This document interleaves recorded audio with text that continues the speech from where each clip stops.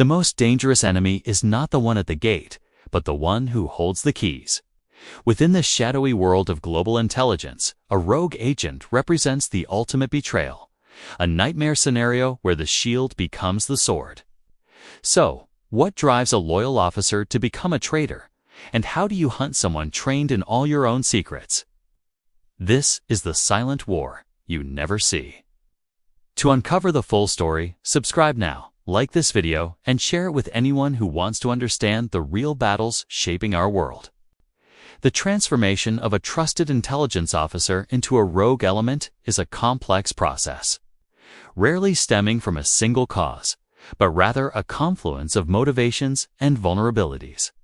Historically, ideology was a primary driver, particularly during the Cold War. Officers on both sides of the Iron Curtain became disillusioned with their own governments, leading them to cross over for philosophical reasons. The infamous Cambridge 5 spy ring, for instance, was driven by a deep-seated belief in communism, passing British and American secrets to the Soviet Union for decades. Their betrayal was not for monetary gain, but for an idea, making them particularly difficult to detect as their lifestyles often showed no obvious signs of wealth. This ideological commitment created a volatile landscape where loyalty was constantly being tested. The methods for handling these agents were intensely personal, relying on human intelligence, dead drops, and carefully coded messages. The damage they caused was immense, leading to the compromise of agent networks and the revelation of military secrets. But it was often contained by the slower analog nature of information transfer. The end of the Cold War did not eliminate the threat, to merely transform the motivations. The ideological certainties that defined the 20th century evaporated, giving way to new, more personal drivers. While ideology still plays a role, the modern era has seen a sharp rise in motivations driven by ego and financial gain. The archetype of the rogue agent shifted from the ideologically committed Marxist to the disgruntled employee or the individual who believes they are above the system. The case of Aldrich Ames, CIA officer who spied for the Soviet Union and Russia primarily for money, exemplifies this shift. His betrayal was not born of political conviction but of personal financial failure and a sense of entitlement. Similarly, Robert Hanssen, an FBI agent, sold secrets to the Soviets out of a toxic combination of financial need, resentment towards his colleagues, and a twisted desire to prove his intellectual superiority. The damage these two men caused was catastrophic, leading to the execution of numerous American assets. The methods of detection had to evolve, moving beyond purely political profiling to include sophisticated financial monitoring and internal audits. Yet the human factor, greed, ego, resentment, remained the critical vulnerability. The 21st century introduced the most disruptive variable yet, the digital whistleblower. This new breed of rogue actor is not typically motivated by money or allegiance to a foreign power, but by a personal, often radical, sense of public morality. Figures like Edward Snowden and Chelsea Manning represent this paradigm shift. Their actions were not clandestine handovers to a rival intelligence service, but massive, indiscriminate data dumps to media organizations. Their motivation was to expose what they perceived as systemic wrongdoing, bypassing all internal channels to become self-appointed arbiters of transparency. This presents an entirely new challenge for intelligence agencies. The traditional counterintelligence model is designed to find a spy working for a specific adversary, not an individual aiming to broadcast secrets to the entire world. The scale of the potential damage is unprecedented. A single individual can now download and expose millions of documents, compromising global surveillance programs, diplomatic relations, and active field operations in an instant. The digital footprint of such an actor is vast, but so is the haystack in which it is hidden. The very technology that empowers modern intelligence, mass data storage, interconnected networks, and remote access also provides the means for its most devastating compromises. Faced with this evolving threat, intelligence agencies worldwide have been forced to develop a multi-layered defense strategy, beginning long before an agent is even hired. The first and most crucial line of defense is the initial vetting process. Potential intelligence officers undergo a grueling background investigation that scrutinizes their personal history, financial status, family connections, and psychological profile. The goal is to identify any potential vulnerabilities, such as significant debt, a history of dishonesty, or personality disorders that could be exploited later. This process, however, is not foolproof. It provides a snapshot in time, but cannot predict how an individual will react to the unique pressures of a career in intelligence. The secrecy, the duplicity, the moral compromises, and the access to power. A person who appears stable and loyal at 25 may develop vulnerabilities at 40. Worn down by the stresses of the job, personal crises, or simmering resentments. Therefore, vetting is not a one-time event, but a continuous process. Regular reinvestigations, polygraph examinations in some agencies, and constant, subtle observation by colleagues and supervisors are standard practice. The system is designed to create a baseline of normal behavior, making it easier to spot deviations that might signal a problem. When deviations are noted, the silent machinery of internal surveillance is activated. This is one of the most sensitive and complex aspects of counterintelligence. How do you watch the watchers? The methods are as sophisticated as those used against foreign targets. An officer under suspicion might find their financial transactions subjected to unseen scrutiny. Their communications monitored through automated systems that flag suspicious keywords or contacts. And their movements tracked through access logs to secure facilities and digital records. Their work patterns are analyzed. Are they accessing files outside their normal purview? Are they staying late for no clear reason? Are they copying large amounts of data to unauthorized devices? Modern data analytics can build a powerful behavioral profile, detecting anomalies that would be invisible to the human eye. This internal surveillance must be conducted with extreme discretion to avoid alerting the suspect, who, if guilty, is a trained professional in tradecraft. It is a delicate dance of observation and analysis, where a single mistake can send the target deeper underground, or, in a worst-case scenario, lead to a catastrophic intelligence breach if the surveillance itself is detected and exploited. The goal is to gather enough evidence to move from suspicion to certainty, all while containing the potential damage the individual may have already caused.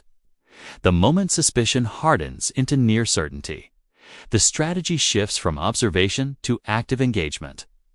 This is the most dangerous phase of the entire operation. Confronting a rogue agent directly is fraught with risk. They may destroy evidence, flee, or worse, activate a dead man's switch that automatically releases sensitive information. Therefore, agencies often prefer to maneuver the suspect into a controlled environment where they can be neutralized with minimal fallout. One of the most classic techniques is the false flag operation. In this scenario, counterintelligence officers pose as representatives of a foreign intelligence service. They approach the suspect, offering to continue the clandestine relationship, but on terms controlled entirely by the home agency. This allows investigators to gather incontrovertible evidence of espionage, monitor what information the suspect is trying to pass, and ultimately lure them into a trap where they can be safely apprehended. Another method is the strategic transfer. A suspect might be moved to a new position that appears to be a promotion, but is, in reality, a carefully constructed role that restricts their access to sensitive information while keeping them within the organization's grasp. This buys time for investigators to build their case without the risk of ongoing leaks. Psychological pressure is also a key tool. Colleagues may be instructed to subtly change their behavior, creating an atmosphere of heightened scrutiny that can unnerve the suspect and potentially force them into making a mistake. Every move is calculated, every interaction staged, all leading to the final, decisive act of apprehension, an act that must be perfectly timed and executed to end the threat once and for all. This intricate and high-stakes process reveals the immense resources and psychological depth dedicated to the mission of counterintelligence. A perpetual and silent war waged in the heart of our most secretive institutions.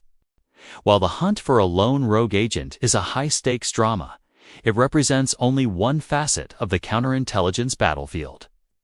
A far more pervasive and structurally embedded threat comes from the systematic, state-sponsored campaigns of hostile foreign intelligence services. These entities do not seek a single traitor. They deploy entire armies of trained officers to operate from diplomatic missions and corporate fronts, building vast networks aimed at the systematic erosion of a nation's security and sovereignty. This is not a targeted strike, but a slow, persistent siege on multiple fronts.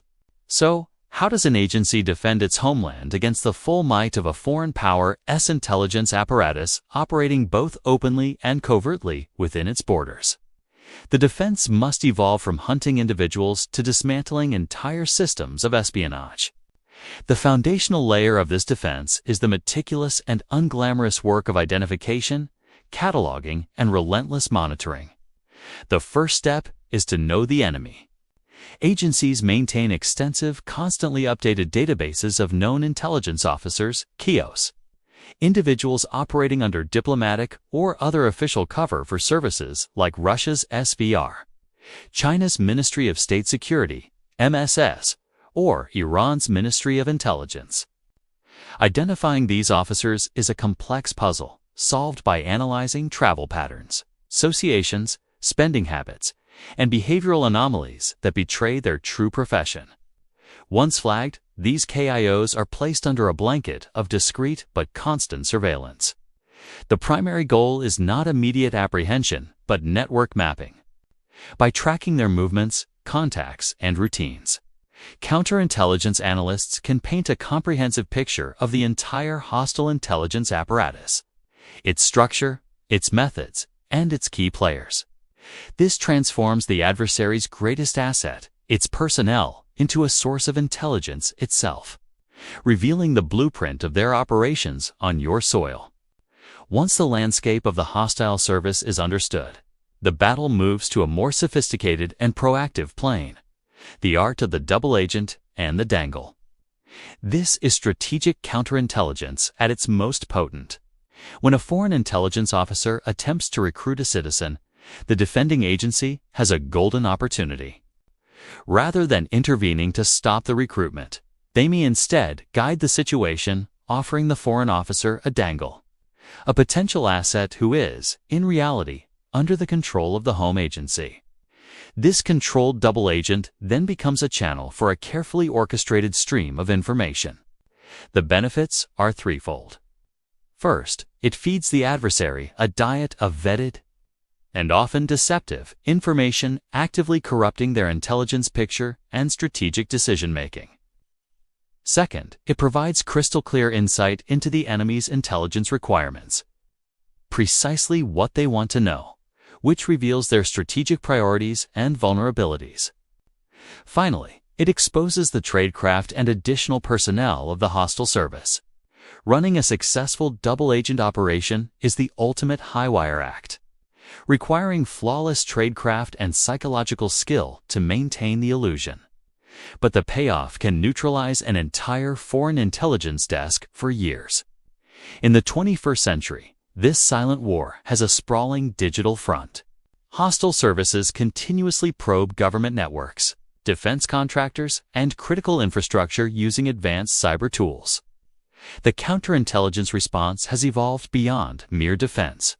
Agencies now actively engage in cyber deception, creating elaborate digital traps known as honeypots. These are fake, isolated network environments designed to mimic high-value targets, such as servers containing seemingly sensitive military blueprints or diplomatic cables. When state-sponsored hackers breach this facade, their every keystroke, tool, and technique is meticulously logged and analyzed. This not only provides early warning of their capabilities and intentions, but also allows for the positive identification of specific hacking units and even individuals. Furthermore, these honeypots can be used to feed false data directly to the adversary, turning their offensive cyber operations into a liability. This digital bait-and-switch is a powerful way to tie up enemy resources, gather intelligence on their methods, and protect genuine assets. Beyond the theft of secrets lies an even more insidious threat: the weaponization of information to manipulate public opinion and destabilize society from within. Modern hostile intelligence operations heavily invest in influence operations, which include disinformation campaigns, the use of troll farms to amplify social divisions, and the covert funding of political movements. Countering this political warfare requires a radical shift in strategy, from secrecy to strategic transparency. Agencies now work to publicly attribute cyber attacks, declassify and release intelligence reports detailing foreign interference, and partner with technology platforms to identify and dismantle inauthentic networks of bots and trolls. The goal is to build societal immunity by exposing the manipulation in real time.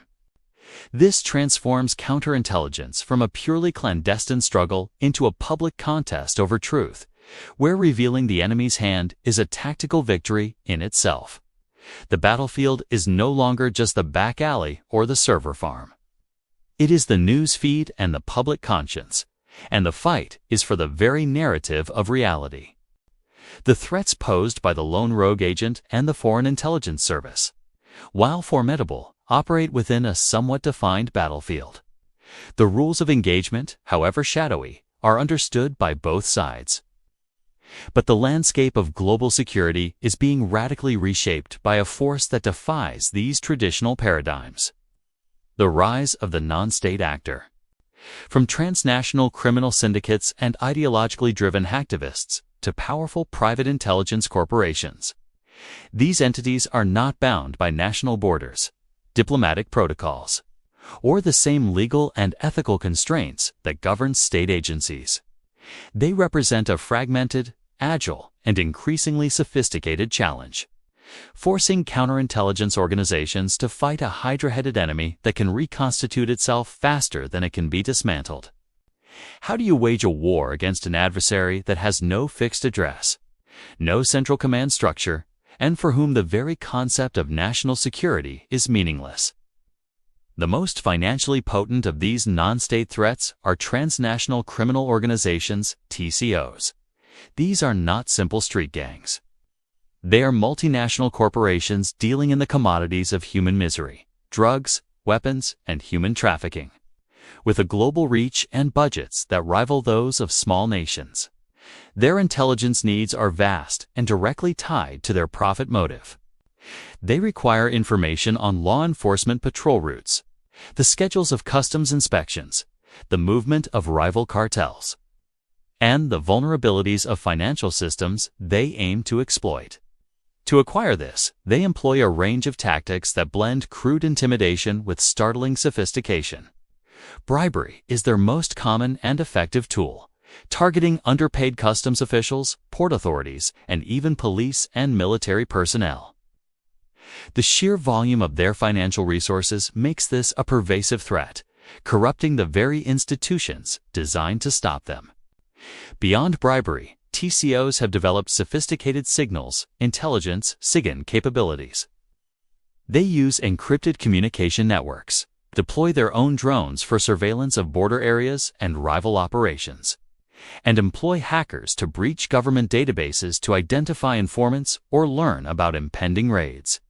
Fighting them requires a fusion of traditional counterintelligence with law enforcement, a collaboration that is often hampered by jurisdictional boundaries, different operational cultures, and legal frameworks not designed for this hybrid threat.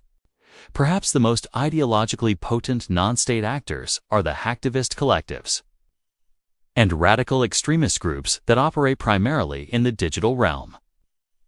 Groups like Anonymous, or, in a more sinister vein, cyber-capable terrorist organizations, represent a threat driven not by profit, but by ideology, chaos, or a twisted political or religious zeal.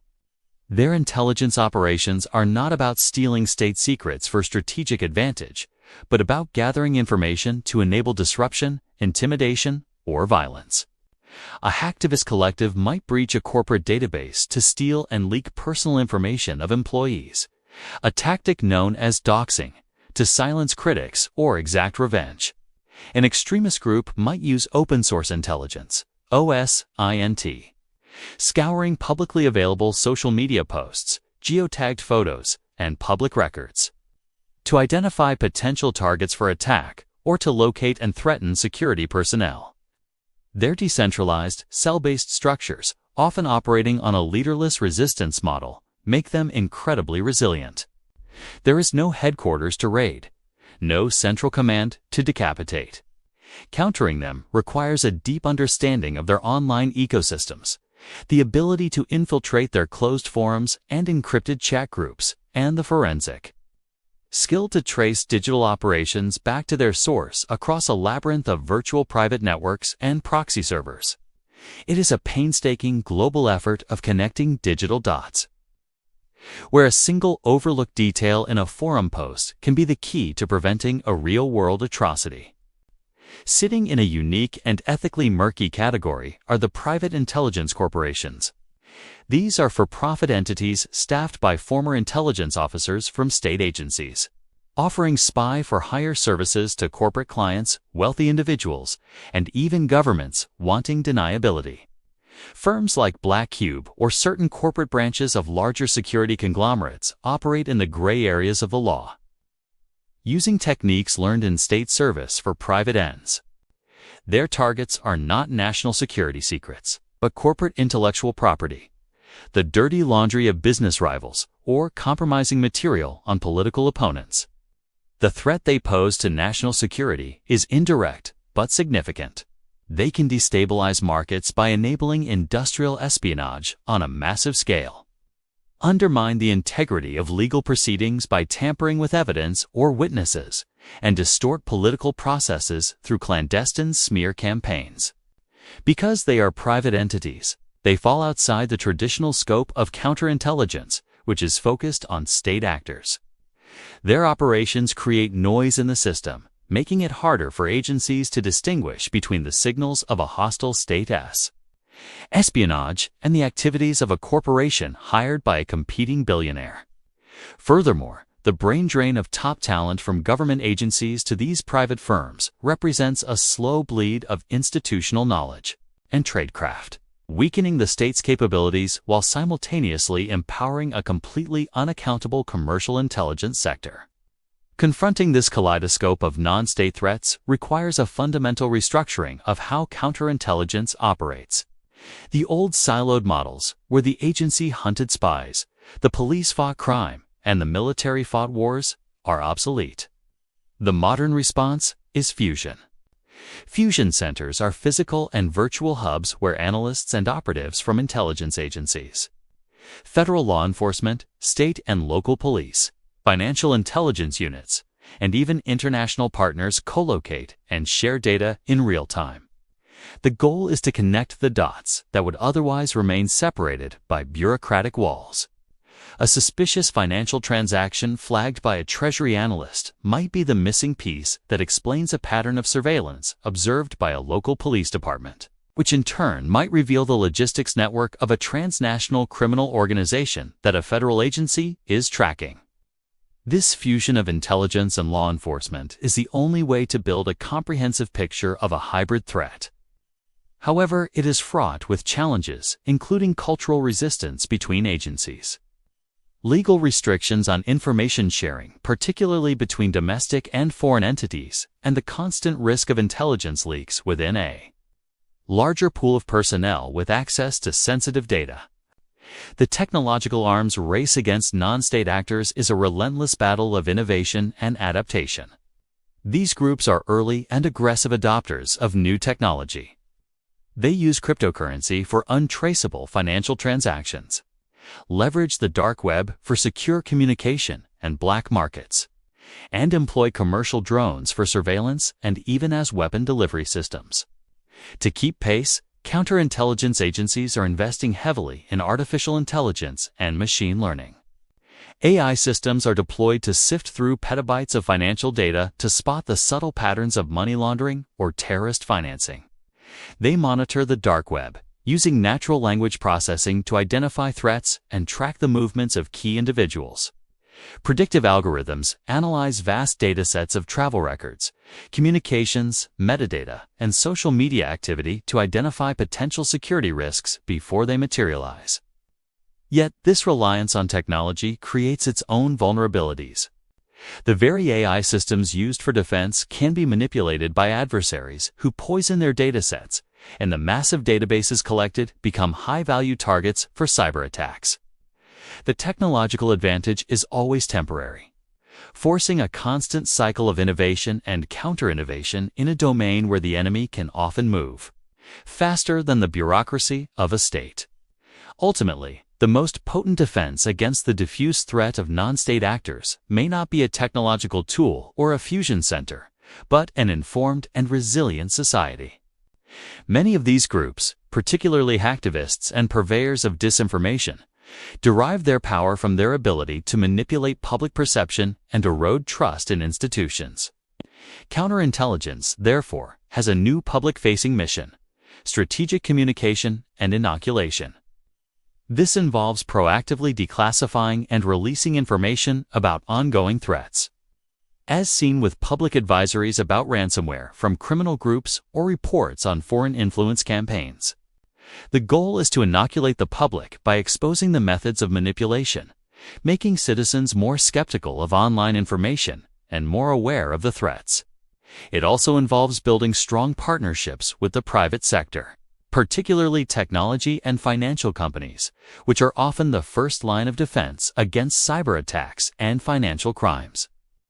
By sharing threat intelligence with banks, social media platforms, and critical infrastructure providers, agencies can create a distributed defense network that is far more resilient than any single government entity could be alone.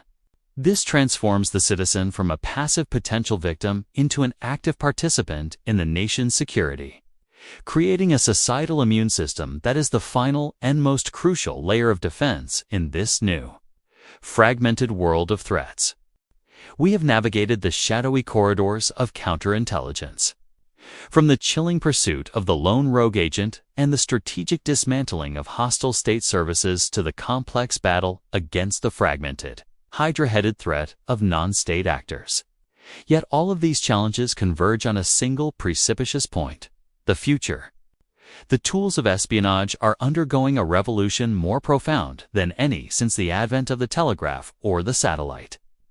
Driven by artificial intelligence, biotechnology, and the pervasive datafication of human life, the very definitions of agent, secret, and trust are being rewritten. The ultimate question for the masterminds of counterintelligence is no longer just how to catch a spy today, but how to defend a nation against threats that are autonomous, hyper-personalized, and capable of learning and evolving at a speed that dwarfs human cognition. The silent war is entering its most volatile and unpredictable chapter. The most significant game-changer is the rise of artificial intelligence and machine learning. AI is not merely a new tool in the arsenal. It is a fundamental shift in the terrain of the conflict. For the attacker, be it a state service or a criminal network, AI enables automated, mass-scale espionage. Machine learning algorithms can sift through billions of public records, social media posts, and communication intercepts to identify potential recruitment targets with a speed and precision no human team could ever match. They can analyze a person's digital footprint to pinpoint their psychological vulnerabilities, financial pressures, and ideological leanings, creating a bespoke profile for manipulation. Furthermore, AI-powered software can generate flawless deepfake audio and video, creating fabricated evidence so convincing it can blackmail officials, spark diplomatic incidents, or destroy reputations. For the counterintelligence defender, AI offers a powerful, if double-edged, shield. Predictive algorithms can analyze patterns of behavior within an agency to flag potential insider threats with far greater accuracy than periodic polygraphs. They can monitor global data streams in real time to detect the early tremors of a disinformation campaign or the reconnaissance phase of a cyber attack. However, this creates a new vulnerability: the integrity of the AI itself. Adversaries can attempt to poison the data these systems learn from or manipulate their decision-making processes, turning the defender's most powerful weapon against them.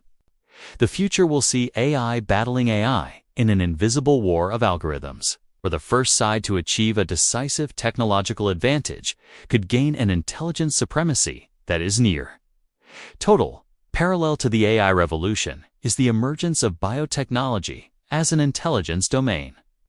The human body itself is becoming a new frontier for espionage and counterintelligence. It is now conceivable that a foreign service could use advanced genetic sequencing to identify potential agents or their family members based on trace DNA left in a hotel room or on a document. More disturbingly, the field of neuroscience opens the door to novel forms of interrogation and control. While the classic truth serum may be the stuff of fiction, technologies that can monitor stress levels, cognitive load, and even basic emotional states through remote sensors or brain-computer interfaces are rapidly advancing. A counterintelligence officer of the future might use such tools during vetting to detect deceptive responses with an accuracy far beyond the unreliable polygraph.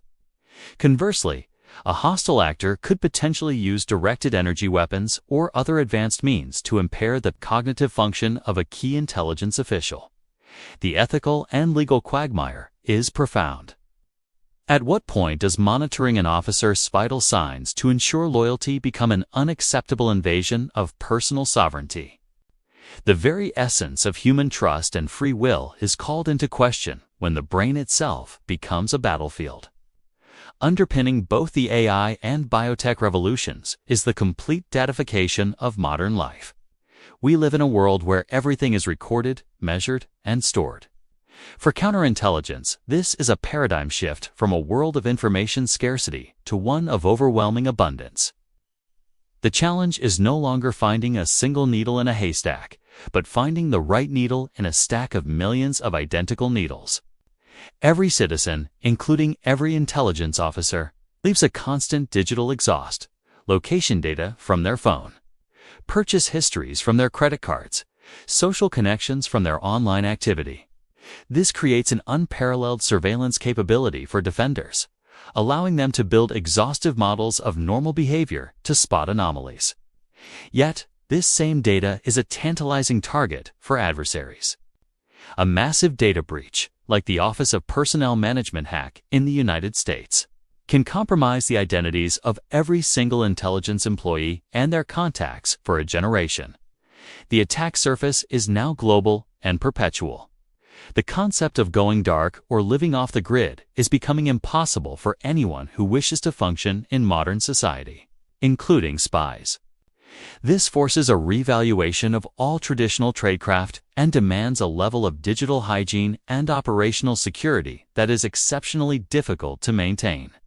Faced with this tsunami of technological change, the very structure and philosophy of counterintelligence must transform. The traditional model of a closed, secretive agency working in isolation is no longer viable. The future belongs to the open-source agency, an organization that deeply integrates publicly available information with its classified sources. It must recruit a new kind of officer: data scientists, AI ethicists, geneticists, and social media analysts who can work alongside traditional case officers. Furthermore, international cooperation, once hampered by mutual suspicion, will become not just beneficial, but essential. No single nation can alone monitor the global development of dual-use technologies like AI or biotech. Alliances like the Five Eyes will need to deepen their integration and expand their membership to create a technological early warning network. Finally, and most controversially, a new legal and ethical framework must be built. Clear international norms and laws are desperately needed to govern what is off-limits in this new kind of warfare. Whether it is the mass manipulation of a population's cognitive space, the use of genetic material for targeting, or the deployment of autonomous intelligence systems. Without these guardrails, the silent war risks escalating into a form of total societal manipulation that undermines the foundations of human autonomy and democratic governance. the silent war never ends, it only evolves. From the human treachery of the rogue agent to the algorithmic insurgency of the future, the mission of the masterminds remains constant: to protect the nation from those who operate in the shadows. But the tools at their disposal and the enemies they face are changing at a breathtaking pace. The balance between security and liberty, between invasive monitoring and essential trust, has never been more delicate or more critical. The decisions made today about how to wield these new powers of AI, biotechnology, and mass data will determine the nature of freedom and security for generations to come. The masterminds are no longer just hunting spies.